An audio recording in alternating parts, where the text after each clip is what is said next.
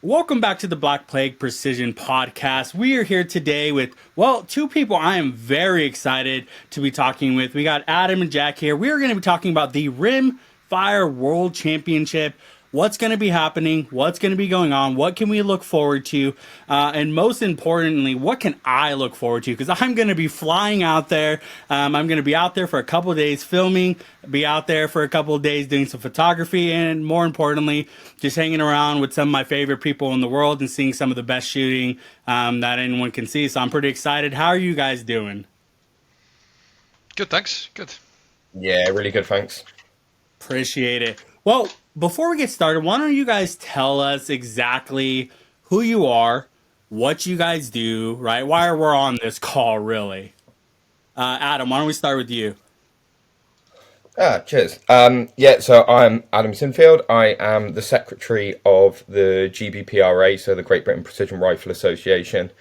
I also have the joy of being the vice president of the IPRF.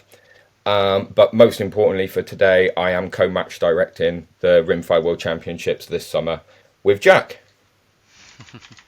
Perfect. Jack? Yeah, so Jack Crawford. I'm the chairman of the GBPRA.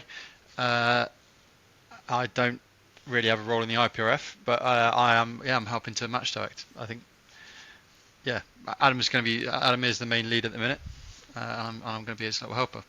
Yeah, I appreciate both of you guys being on because it's been quite a bit to organize this, right? I've been working with a couple people. Decided that I wanted to attend this over a year ago. And so it's taking a bit of coordination, but I'm very appreciative of what you guys have been doing, the involvement you guys have. And there's a lot of like really unique aspects about what you guys are doing that I've been very excited about, particularly the media you guys have been putting out around the event and things like that. But why don't we start sort of from the ground up, right? When they're looking for locations to host the world at, and there's all of these really prominent, places in the U.S. How does the U.K. capture, that world championship? What does that look like? I think it's it's harder for us, isn't it, Jack? Let's be honest, in the UK because shooting is not as big, full stop. Let alone precision rifle. So having the big open spaces to doing it. But luckily, the last few years we've seen, well, I say exponential growth. So all of a sudden, there's these places that are often used for other things, like clay shooting, for example, that are looking at this and going, "Oh, how do we get involved in that?" And we and the GBPRA have been working with a lot of grounds, and we've got like an affiliate membership program as well, where local rifle clubs can get involved, and we support them. And it's amazing how much stuff's come on board. So it was a bit of a struggle to find, I think, exactly the right venue. But actually now we've got what I think is going to be one of the world's best venues for rimfire. The investment that's going into ground's incredible, and all of a sudden we're getting approached by others. So it's not been an easy ride, has it, mate? Let's be honest. But we knew we had somewhere good when we tendered. Yeah. As soon as we found the current venue, I think we knew we'd sort of uh, hit the jackpot, as it were. I think what we offer is because obviously a lot of the Americans, well, they shoot in America all the time, so they don't want to shoot another big match in America. They want to. Speaking to a lot of them want to travel. Hmm. In my experience, I've spoken to them, they're like, yeah, we want to travel the world and to go to World Championship that's outside America. So because we shoot American matches all the time, so there's nothing really special. And for the Europeans, travel is going out to America is expensive, Hmm. really expensive. Whereas we're only just a short hop from, I'd probably say 50%, if not 60% of the IPRF members. We're literally like an hour flight away from most of the IPRF members. So there is definitely advantages to having it in held in Europe. I think the UK, we've probably got a longer history of doing PRS than most other European countries, especially 2-2. I think we were probably one of the earliest adopters of PR22 in Europe, and Definitely. we've seen the highest growth definitely of pretty much I think any country in Europe. So uh, it was it's quite nice to be able to bring it over to the UK and sort of show what we can do. Yeah, Jack did the classic of tendering to the IPRF for the World Championships with our support, but the real driving force, and then deciding to bugger off on tour for most of the last year and leaving it to the rest of us. Yeah, I've left pretty much. I did this. This was my idea, and then I have left everyone in the lurch pretty much for the last 9 months. So yeah, I'm glad he said that I on the public record, Mac. Thank you. I think you left it in good hands because everything I've heard it's going to turn out to be an amazing event. The thing that's really, I've sort of talked about this on the podcast a little bit, that my wife is British. And so I spent a fair amount of time in that area. And I will say, from all the conversations I've had from people from the UK, nothing is more infuriating to them to mention a sport and say that we have a world championship for it and then it not actually be done around the world. I use football, American football as an example. And so for me, this is a true testament to how the sport of precision long range shooting in any format of the discipline is a global sport, right? There are a lot of different places in the world you can go do this. So for me, it's really exciting to be able to have it in the UK and be able to say like, yeah, these are international competitors, right? And yeah, I know there's been a ton of growth out there for you guys. Do you guys want to talk about that? I mean, you guys have probably been around the space for a while. What does that growth sort of look like for you guys? I think that's quite hard to quantify. I mean, when we're talking about growth, it's nothing on the size of the US. I think we're talking. I mean, we're talking what, three, maybe 400 active shooters in the UK, which is a lot for us. Hmm. It is a lot, but I mean, obviously you get that as a single match in some places in America. Uh, but a couple of years ago, it didn't really even exist. Hmm. 3-4 years ago, there just wasn't, you know, sort of precision rifle. Rimfire was something you did in your back garden, or on a bit of land you had just to practice for the centerfire. So it's gone from that to 400 people, 400 people shooting most weekends. I think we've sort of. I'd like to think we did it quite well in that a bit like how the NRL 2-2 works out in America. We sort of went with the grassroots and tried to build it up from the club. So we've got English shooting as sorry, I should say British shooting has a really good like club culture. Hmm. It's all based around clubs, mainly because we need clubs in order to access firearms to start with. But what that means is you have usually really active clubs that do a lot of events, and they do a lot, they organise a lot of events for people to attend to keep people active in the clubs, which means we were able to tap into that, and then by finding a few key individuals in clubs who were really keen to get it started at their club, all of a sudden you went from a couple of people who know about it from that club to pretty much everyone knowing about it and everyone doing it, because we're sending them course of fires and they're running it at their local club on a weekend, and it just And that's why, ex- sorry, mate, I was just no saying sorry that's why I think no the 400 people that we've got regularly doing it, it's probably more because it's quite hard to gauge because we've built it from such the grassroots and we've used that club network to begin yeah with. We don't see everyone participating. I mean, I run the biggest club in the area nearby as well. That was one of the early adopters, and we might only send in 5 to 10 scores on the leaderboard, but we've probably regularly got 20, 30 shooters a fortnight turning up at our precision rifle evenings. mm, So growing it that way, and I think we realise that with the UK's limitations, particularly with regards to landmass, there's only probably what 2 or 3 ranges in the entire country where we can shoot over a kilometre. So sorry, yeah 2/3 of a mile. Um, yeah so we knew that growth was going to be in the 2-2 version because that can be done at local level. Whether you've got 50 meters or 300 meters, you can shoot a PR22 match. and I was just going to say it makes it I like to think it also makes it quite resilient as well, because it's not personality driven. There's not Yeah, one person who's running this or who has any, like, if me and Adam decided to pack it all in tomorrow, the I'm clubs close. the clubs would keep going. Almost certainly the clubs would keep it going by themselves. So yeah, and I think that's the way to develop a sport. You can't do it from the top down. You've got to have people from the bottom up bringing it in.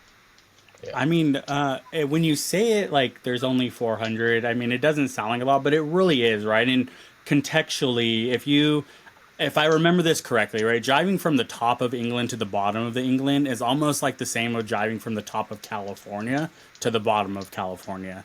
I think it's I less. think, I think it's yeah, less. Yeah. I think it's maybe like 11 hours of driving if you do the whole California coast, right? And so Oh, when you it's look definitely at less. I mean, yeah, yeah, yeah. half that. So when you think of it from that vantage point and you sort of understand like the space they're dealing with, the regulations that you're dealing with and things like that, it's substantial growth, right? And not only that, it gives us the ability and foothold to start competing overseas, right? More aggressively, and start to Yeah, expand into other areas like that. And that's what, I'm really excited about. I was talking to someone recently and they were asking me if there's any competitions in South America. I was like, I don't know. Like, I don't know if I've ever heard of much out there.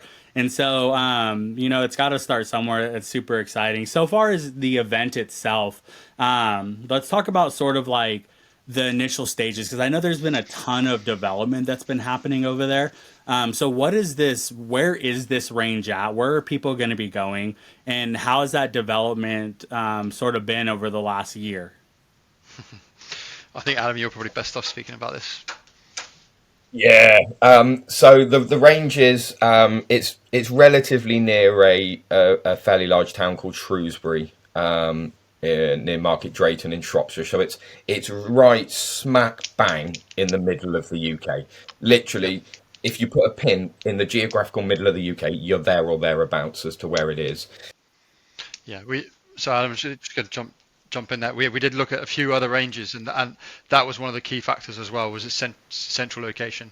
I think what is it? There's four international airports within like an hour's drive. Yeah, So you can. It's the easiest place to get to probably of any IPRF event absolutely. that'll ever be run. Yeah, Yeah. and on top of that, it's so close to Manchester, Liverpool, all of these Birmingham, but all of these big cities. But it is in like the most quintessential, beautiful English countryside as well. Again, if you look at a postcard of the UK, it's going to look like the shooting range that we're shooting at. It's a big part of it is in proper old English woodland. Then there's part of it that's on what is actually a motocross track, and so you can imagine the area and the scale that we're talking about with the ground. But the central hub is a world class clay shotgun ground. So they're already used to shooting sports. They already know what's going on.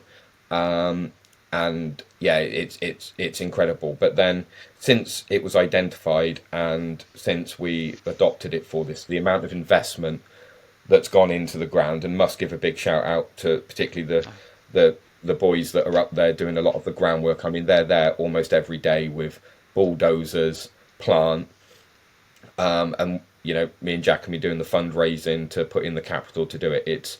It's truly, and it already is. If you're interested, and go and have a ganders at the Precision Rifle Series 22 UK League and see some of the matches that they're hosting, and just from where it's gone from the first match they hosted to now, it's epic, the transformation and the investment that's gone in. I mean, we're talking proper fabricated props built by carpenters or metal workers that are all concreted, no wobbly prop malarkey, nothing temporary. Everything is going to be permanent, fixed. There's a great building right in the middle that's got a cafe. It's got a firearms dealer, registered firearms dealer for storage, for ammo sales. Huge areas, huge car parks. I mean, they hosted a shotgun competition there 2 weeks ago, and I think it was like 1,100 competitors. Wow. So the Yeah. infrastructure is already epic. We just needed to, and I say we with our work, but mainly the boys on the ground have turned it into a PR22 venue. But we had a really solid foundation to build from. Yeah. Yeah. It's very different to anything that most people will be used to shooting. It's Yeah, it's another thing we were looking for as well. You know, looking back at at Italy and France and America and all these venues that the IPRF have shot at before, we wanted something that was different and that was quintessentially British. Sorry, and I think we've sort of hit that on the head there. You know, I don't think you're going to go anywhere in the world where you're going to be shooting through like ancient woodland like that out into clearings, and it's gonna be really fun. No, I was just going to say there's all sorts of angles that you can play with, elevation Yeah. changes, sweeping angles. It's yeah. I'm really excited about it, and I think looking at it, right? Like if you've never been to England, it's a fairly wet place, and so it's fairly green, right? And a lot of America sort of tends to go the other way, and it's almost like jumping ahead a little bit, right? The next world is going to be in Texas, which Yeah. venue wise and looking at it might look exactly the opposite, right? Might Yeah. look a little barren and dead comparatively. So I think just aesthetically, it's probably going to be just a very nice. Very nice setup. And I'm sort of wondering, I don't know, obviously nobody can predict this, but like, what do you guys think the weather is going to be then? Because I've sort of heard back and forth, like, expect plenty of rain while you're there. It could be anything. I'll let you I take mean, that one, Jack. at the minute, currently, it's what the last week it's been 28 degrees, but we've also had 28 degrees Celsius, but we've also had rain, and we've also like in the evenings it will drop down to probably 10 degrees sometimes. It literally could be anything. It could be 35 degrees, beautiful sunshine, or it could be tipping it down all week. There's no way known. We normally only have a very short window of summer. So I think we're using it up as we speak right now. So I think we're going to be out of luck for August. Nah, I'm more optimistic. Yeah, I'm more optimistic than you, mate. I think it's going to be fine. I think the thing that shooters are That'd be going to fine either way. find interesting isn't the sunshine or the rain, is what the hell is the wind going to be doing? Yeah. Yeah, well, I was gonna say, if you're traveling over there, I guess pack for all weathers. Yes. Know Oh what's gonna yeah, happen. Make sure you bring some rain gear and definitely wind. Yeah, the wind is what I'm really most excited about. We get a fair amount where I'm at, but like it's not nearly as volatile as other places around the country, and so especially because a few weeks after the Worlds, I'll be over at Beasley's for the European F Class Championship, and my hope someday is to compete at that. So for me, it's like a good, like, oh, cool, I get to see what weather is like in the area while people are shooting, things like that, and for the other people that are going to actually be there competing, right? So. You sort of hinted a little bit on some of like the staging itself.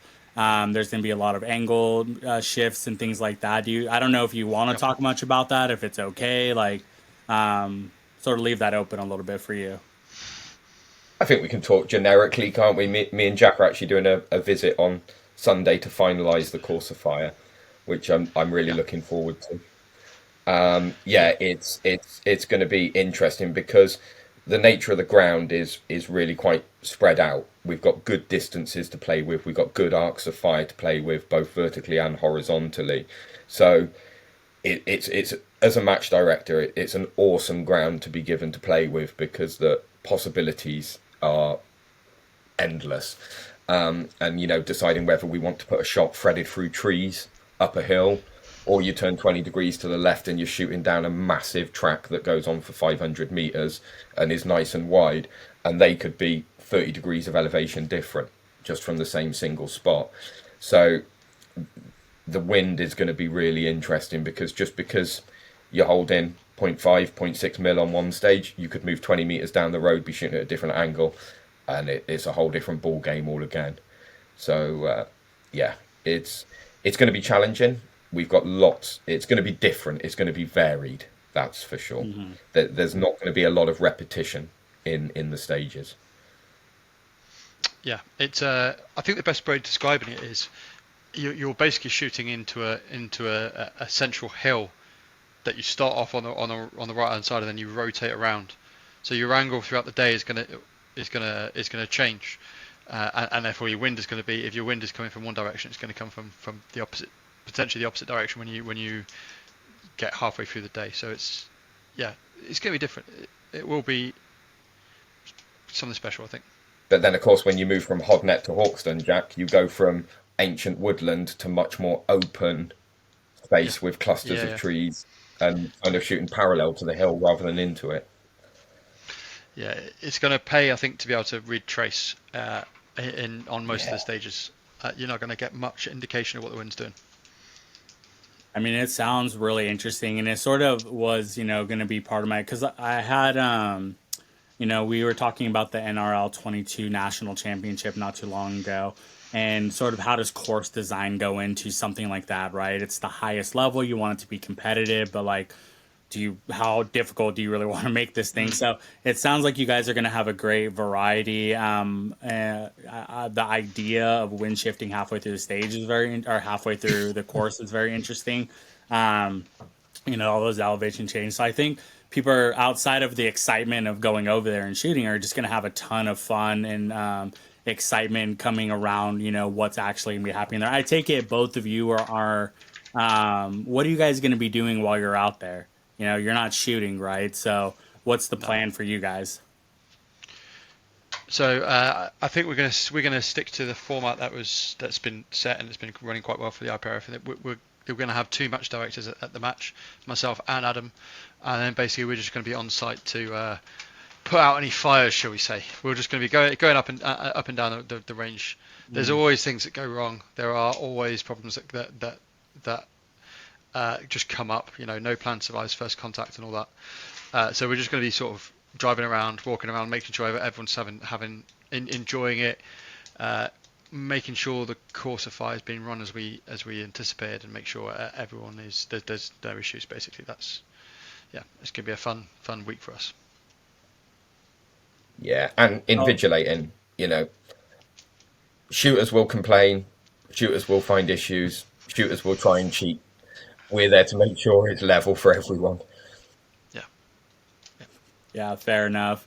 Honestly, I'm really excited to see these people out there, to be able to see sort of the courses that have been developed and all of the work that's going into this. And talking sort of about the work, what can we talk about? What has been some of the biggest challenges around taking on a project like this?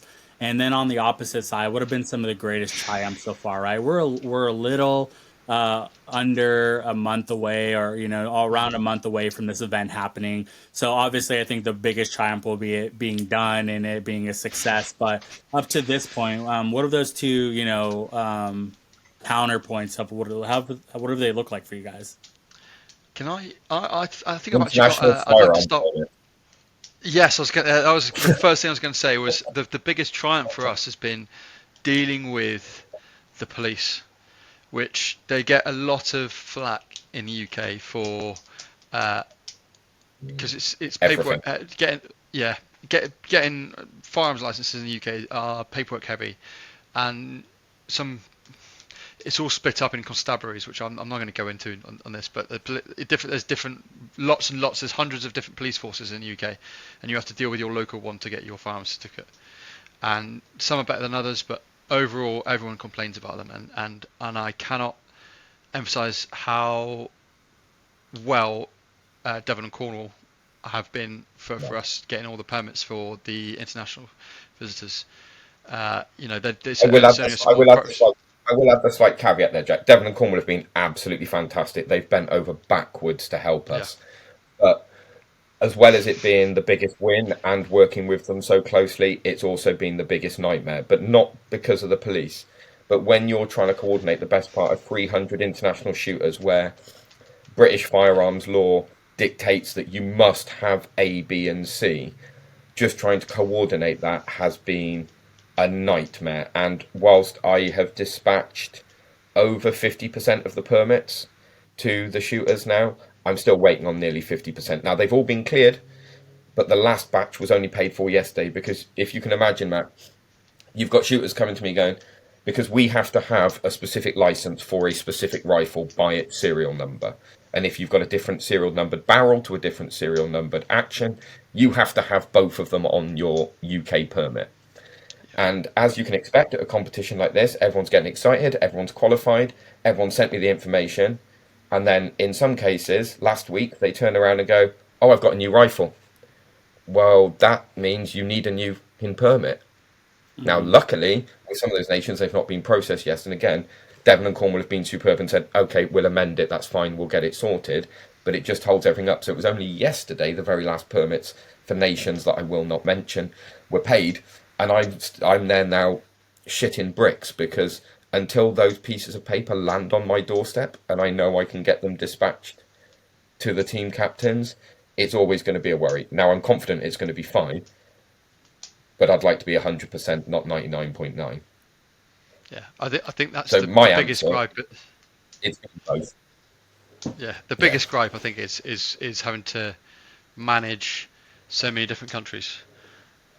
Unfortunately, not a lot of countries are potentially just starting up, and their organisations aren't potentially as strong as ours is. As in, we've got we've got a proper organisation with an executive committee. We make decisions and we pass it off to our shooters, and we basically manage the team. And it seems a lot like a lot of the countries are. It's mainly just a load of shooters that are, and there's no like you try and find a central person to deal with, and you're dealing with them, and then you're getting bombarded with emails from shooters left and right from that country, and you're like, just why can't you just put this all together to your put my point of contact, and I'll deal with him, because I can answer one email with 5 questions, but 5 emails, 1 question each, is a nightmare. And it's the same with things like registration fees and all that. We're having these people then having to run around their shooters to get them to pay them to then pay us, and it sounds like a simple thing, but that delays a lot of stuff, because we our organisation, we don't turn over much money. We're non-profit, so we don't have a lot of cash on hand to pay for infrastructure that needs paying for, and so we're waiting on money to arrive and it just leaves straight away. And there's a lot of things at the minute we're waiting on countries to pay us so that we can pay other people, and it's frustrating to say the least. Well, it's like with the firearm permits and the police fees for probably 25% of the countries. I've had to pay it personally out of my account and then trust that the team captain is going to organise getting that money from their shooters and pay me back, because they don't have the infrastructure to pay for it all in one. So yeah, that's been fun. Well, I mean, definitely sounds like it's been a bit of a handful. Obviously, there's a ton of logistics on putting anything at this scale on. I've been talking to some of the members of the USA rifle team for F class, and they've been talking about how they have to send their ammo typically about 6 weeks in advance. And 4 to 6 weeks they have that, so they're all prepping that stuff to send over. And I wonder, did you guys partner with any of the other like sort of ELR, F class, bench rest that have this sort of international, structure? You guys just white knuckled it. You're like, we're gonna figure it No. out. So to be fair, we're quite lucky in that because it's a 2-2 event. The shooters are going to be able to bring in more than enough ammo on the flight, because you're limited on most flights to 5 kilos of ammunition, which if you're shooting centerfire is an issue, because that's only, I mean, if you're shooting like 6.5 Creedmoor, that's only maybe 280 rounds. You might get 300 if you skimp on the packaging. But with that with 2-2, that's 1,000, 2,000 rounds. So that's not really an issue. No one's having to ship anything over. They can just bring it on the flight, which has simplified things for us. That's great.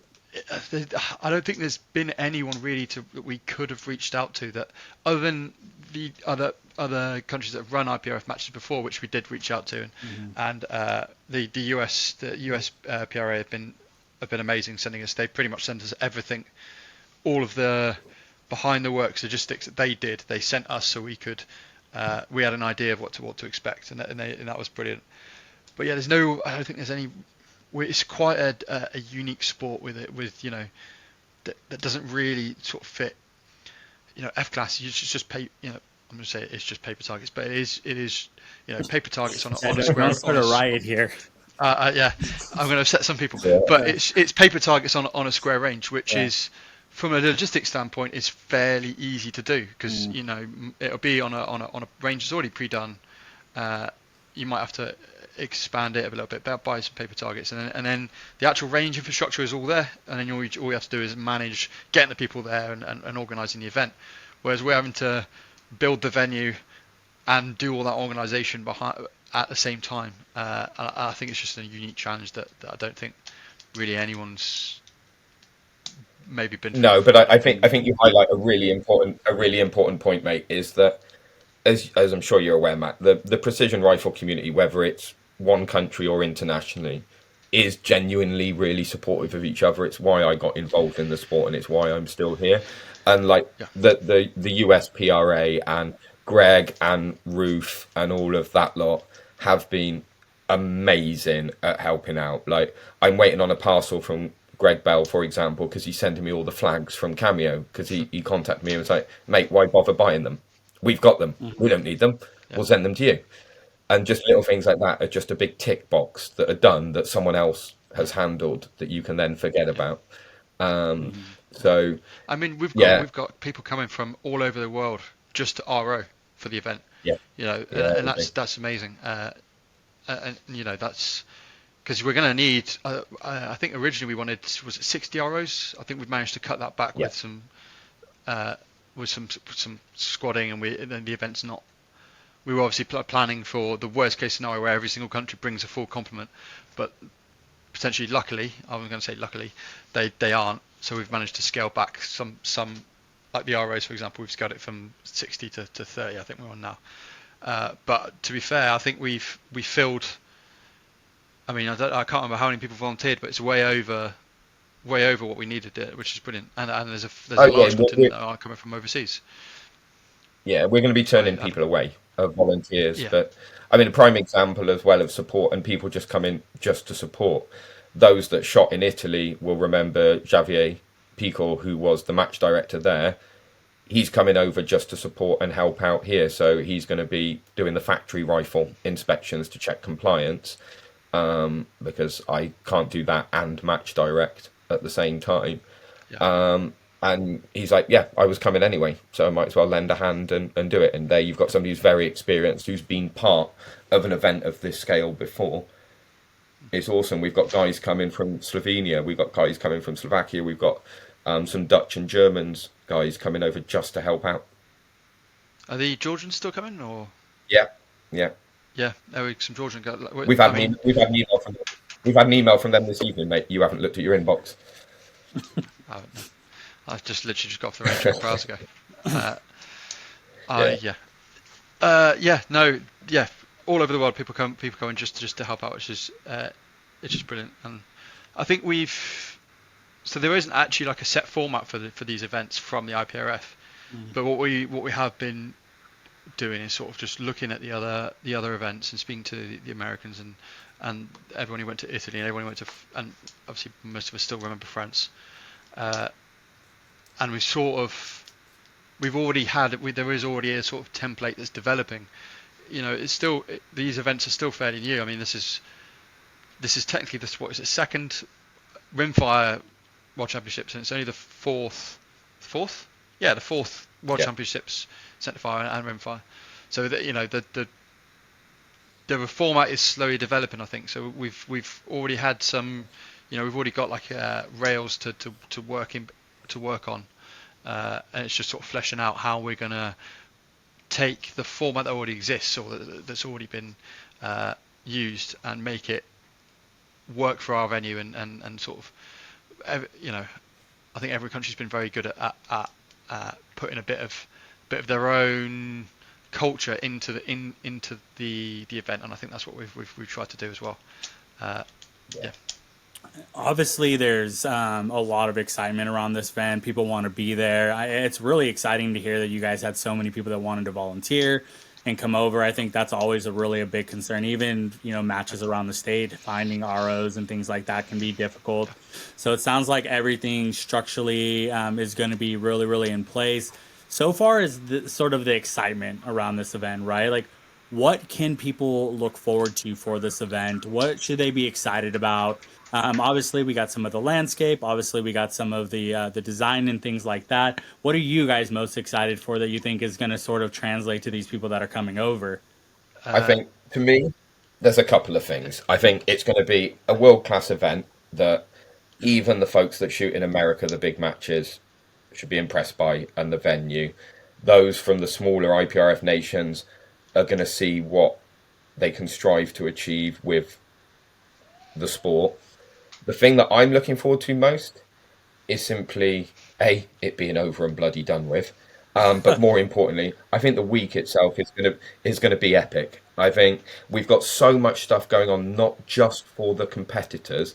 The thing I'm looking forward to is the atmosphere of being surrounded by people that give a damn about this sport as much as we do. From sponsors, competitors, visitors, staff. I just think it's going to be a great week celebrating precision rifle with the best in the business. yeah, yeah, And I sound a bit softly saying that, but yeah. Uh, we've got a lot of companies lined up that are coming to the event, and they're all going to bring their latest and greatest of kit to demonstrate. We've got companies bringing rifles for people to try, like new rifles they've just released.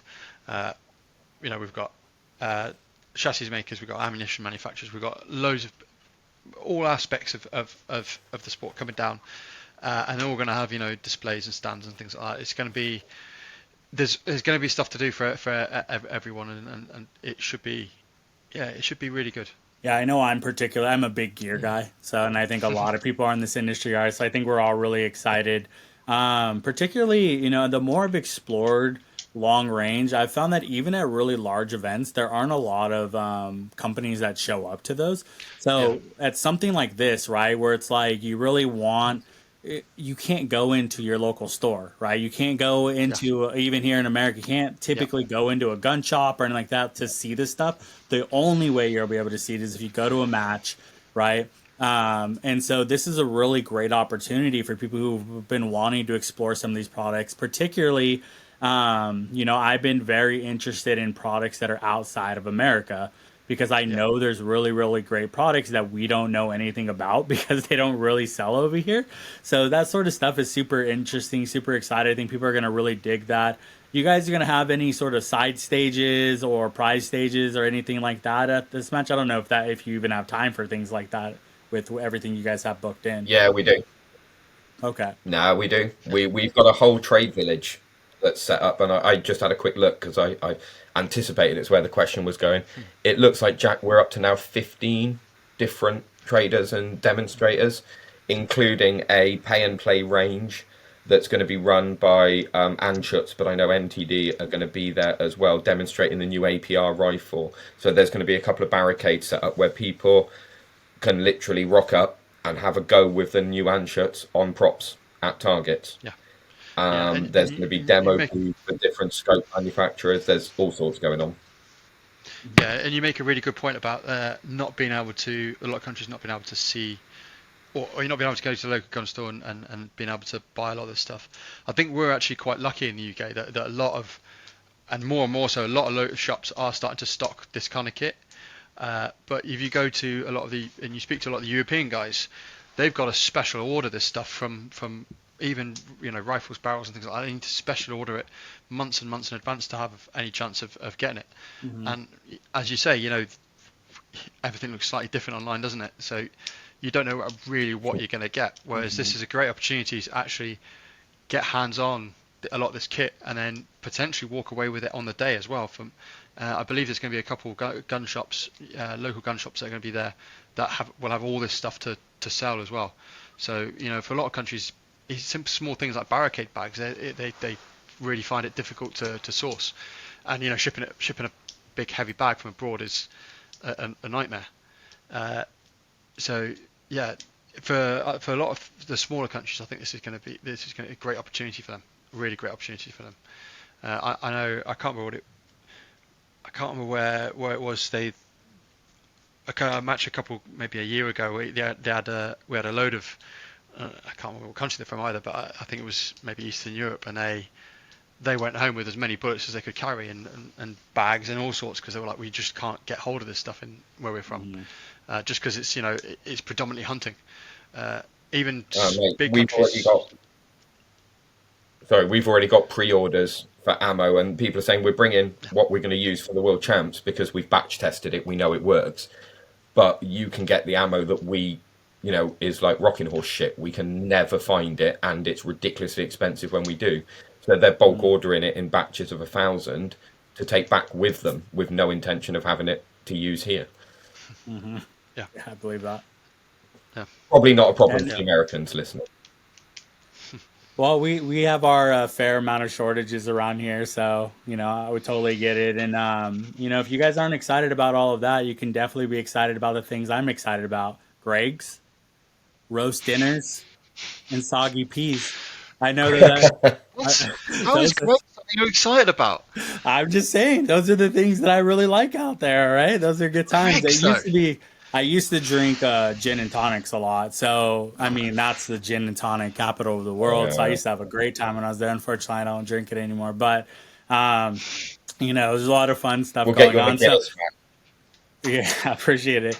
We're got to try Pimm's, and it is summer, and that is the English drink for summer. Pimm's. Yep. So we're getting sort of the tail end of this. I want to sort of make sure I give the opportunity if there's anything we missed. Anything that people should be looking out for, particularly sort of around this. If you can't make it, is there going to be a way to like watch it or follow it? Something like that, right? Like, how can people sort of stay connected? What's the best website to go to for this stuff? And if there's any sort of key components that we missed that everybody should know about, let's let them know before we wrap everything up. Yeah. Well, all of the scoring is going to be live through Impact Scoring for a start, so you can follow it as it happens online. We've got various media. Obviously, your wonderful self is going to be there as well. Jack, you probably are more au fait with what else is going on. Yes, we're going to have photographers and videographers there. Taking, obviously, there's freelancers coming and taking from a lot of some countries are coming with their own media to do that, but we're also going to have obviously an official videographer there, and he's going to be compiling and making videos every single day, stage recap videos, interviews with shooters and interviews with the traders there. And that's going to go over our social media, so that there'll be plenty of opportunity to watch that, after every day shooting. And also we're hoping, and I can't promise anything because I don't want to promise something that will not happen, but potentially we're hoping there's going to be some live streams as well from the event of the stages, and not just like on your phone, Facebook, but like proper live stream, a high quality video throughout the day. So that hopefully that comes through. I'm quietly hoping. And what's the website if anybody wants to take a look at what's going on? Where can they go and check it out? So we've got the gbpra.co.uk. That's our website. But then if you just look us up on Facebook or Instagram, we're on there as well. Perfect. Well, I'm really excited. Particularly, I didn't realize that Impact Scoring was going to be there. They're a sponsor of the website, and they're great. Mark is actually my neighbor. It's like 30 minutes from me. So I do a lot of filming over at his competitions and things like that. So that's really exciting that they're going to be out there. The stuff that they're putting out is really, really good. So I already sort of know what to expect on that quality, and I would love to see a live stream. I mean, I know that the world's, or maybe the King of 1 Mile that was held over in Italy, I think, they did a live stream, and I was just like, I saw it come up on my Facebook, and I was like, oh, yes, sweet. Now I got something to do for the next hour. So I'm really excited if that could happen, things like that. But ultimately, thank you guys. I know it's late there. I appreciate you guys jumping on, giving us some insight to what's going to be going on over there. I am going to be doing a series, guys, for those of you who don't know, a vlog series on the travel over to the UK. I'm going to be covering this event. I'll be over there for 2 days, doing as much as I can. For those guys that are going to be out there filming the entire time, that's a lot of footage, man. It's a lot. I think I typically average around 200 gigabytes a day. So you guys are going to have a lot to sort through. You're going to have a lot to work on. And, if you guys want to fly out there and you guys want to watch it and you guys want to come check it out, definitely do so. If you're in that area already, come swing by and check it out. This is a really, really big thing for our community. So make sure you guys are supporting. Make sure you're sharing this information out.